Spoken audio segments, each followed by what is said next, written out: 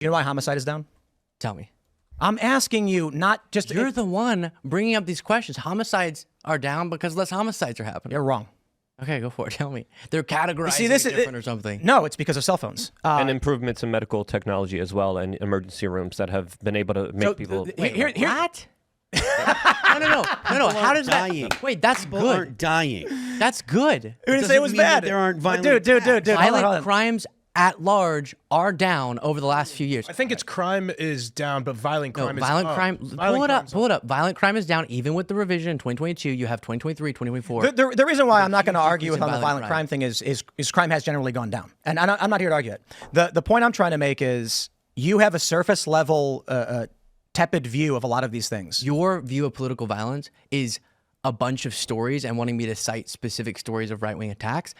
That's just not interesting because that's not how we analyze data. It just means you're a credentialist and you don't know. Like I just gave you another good example that y'all do a lot. Fox News will run all these provocative stories of crimes taking place. That gives me no information, no insight as to the actual broader data. What do I have to do with Fox News? I just use it as an example. Yeah, but don't say y'all and talk about Fox News. Again, is there a specific story you're talking about? It sounds like you're alluding to Laken Riley, or when you say that specifically, like Fox News is running with these stories that don't depict an accurate, representation of what's going on in the world. No, I mean, just stories about crimes happening.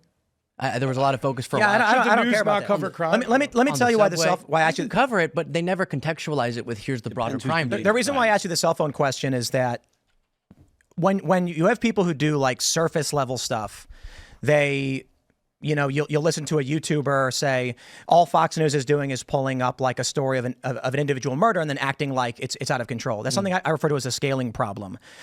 We know this as social media exacerbates knowledge of issues, making us feel like it's more likely to be occurring when it's actually not. So I have no problem saying that violent crime is down.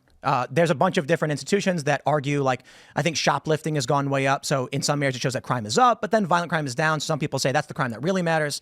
The cell phone point is actually really important because when you laugh at it and you seem confused by it, we're talking about multi-order. I was confused why you would bring, I know that technological advancements impacts either crime in general, or how law enforcement reacts to it, or how medical professionals do.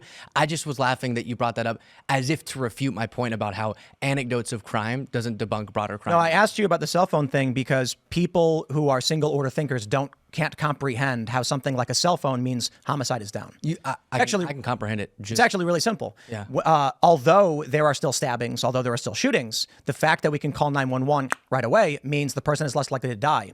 So you'll end up with a larger amount of attempted murders and aggravated robberies, but less homicides because people survive. Phones haven't changed that much in between when Trump left office and when I'm not Biden talking about that. has been in office. I'm talking about the general trend decline since the 2000s till today. There's a lot of contributors. That's one of them. Cell phones is the biggest contributor. It's actually rather surprising. People don't think about these things. Like one of the things that we think as to why crime has gone down is the removal of lead from gasoline.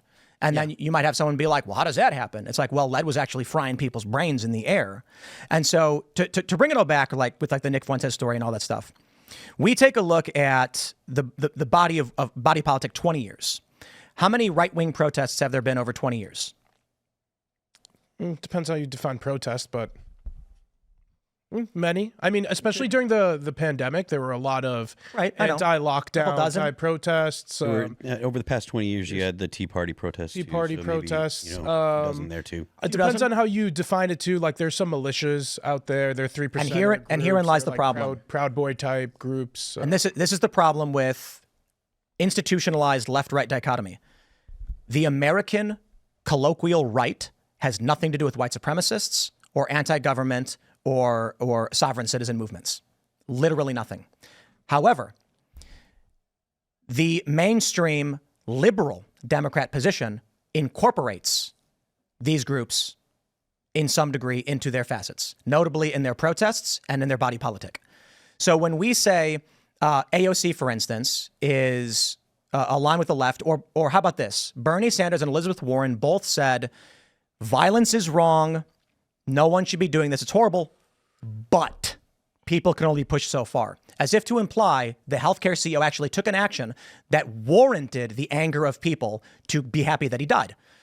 The right doesn't have that. So they do. So the Republican Party does not have that. Like, why for months was Paul Pelosi mocked for having his head bashed? Being mocked is different from advocating for killing. Yeah, and respectfully too, January 6th was a big yes, deal. Quite literally. You think you think it's not encouraging political violence to laugh when it happens to your opponents? No. Thanks for checking out this clip from Timcast IRL.